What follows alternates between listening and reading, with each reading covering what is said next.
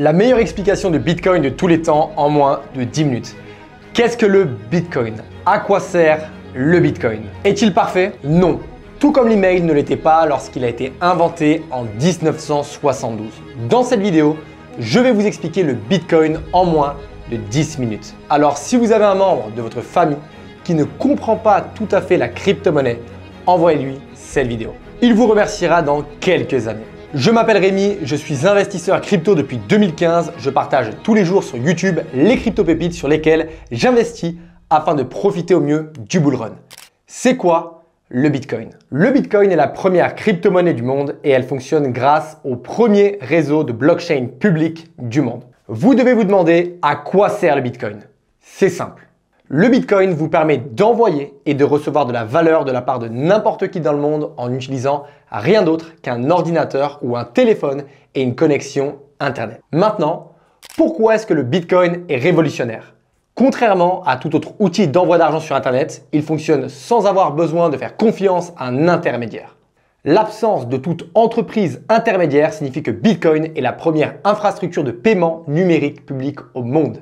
Et par public, je veux simplement dire possédé par tous et non possédé par une seule entité. Internet a permis de créer une infrastructure d'information publique, mais la seule infrastructure de paiement public que nous avions, c'est l'argent liquide, c'est-à-dire les billets de banque, et cela fonctionne uniquement dans les transactions en face à face. Avant l'arrivée du Bitcoin, si vous vouliez payer quelqu'un à distance par téléphone ou sur Internet, alors vous étiez obligé de passer par un système centralisé. Vous deviez compter sur une banque privée pour vous débiter et créditer la personne que vous payez. Et si vous n'utilisez pas la même banque, alors il y aura plusieurs intermédiaires bancaires. Avec Bitcoin, les transactions de la blockchain sont publiques et n'importe qui peut transférer ses Bitcoins à quelqu'un d'autre sans intervention extérieure. Et n'importe qui, indépendamment de sa nationalité, de sa race, de sa religion, de son genre, de son sexe ou de sa solvabilité, peut créer une adresse Bitcoin sans aucun coût pour recevoir des paiements du monde entier.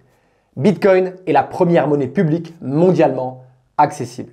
Mais le Bitcoin est-il réellement parfait? Non, tout comme l'email ne l'était pas lorsqu'il a été inventé en 1972. Le Bitcoin n'est pas la meilleure monnaie sous tous les aspects. Il n'est pas encore accepté partout. Il n'est pas souvent utilisé pour indiquer les prix. Et ce n'est pas toujours un moyen stable de conserver de la valeur. Mais il fonctionne et le simple fait qu'il fonctionne sans l'intervention d'intermédiaires est juste incroyable.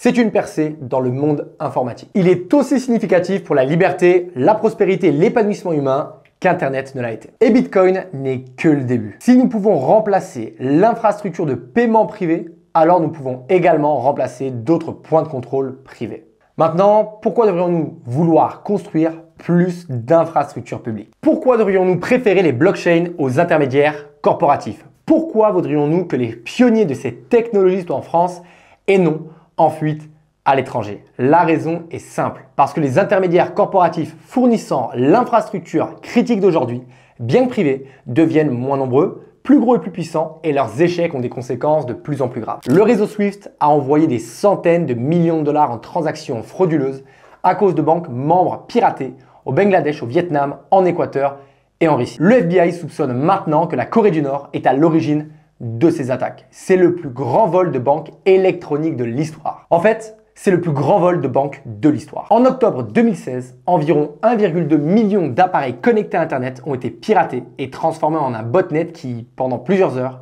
a rendu indisponibles des sites web importants à travers l'Europe et l'Amérique du Nord, incluant CNN, Fox News, le New York Times et le Wall Street Journal. Des simulateurs cardiaques ont également été piratés. Des moniteurs pour bébés de traînettes ont été piratés. Et des voitures de la marque Jeep ont été piratées au point où elles peuvent être commandées à distance et forcées à faire des accidents. Attention, ne me faites pas dire ce que je n'ai pas dit. Les entreprises privées sont essentielles, mais aucune infrastructure critique ne devrait reposer sur seulement une ou deux d'entre elles. La blockchain n'est pas encore prête à répondre à toutes ces problématiques aujourd'hui, mais elle représente notre meilleur espoir. Comme avec Internet, dans les années 1990, nous avons juste besoin d'une politique légère et favorable à l'innovation pour garantir que ces innovations prospèrent en Amérique et en Europe au bénéfice et à la sécurité de tout le monde. Si vous êtes intéressé à en apprendre plus sur la crypto-monnaie, n'hésitez pas à vous abonner à ma chaîne. Et si vous souhaitez vous aussi à votre tour vous lancer dans l'investissement en crypto-monnaie et générer une performance importante durant le bull run de 2024, sachez qu'il vous faut absolument suivre un plan d'action détaillé et une stratégie d'investissement. J'ai donc décidé de vous préparer une masterclass gratuite de 10 minutes dans laquelle je vous explique en détail ma stratégie d'investissement pour le prochain bull run.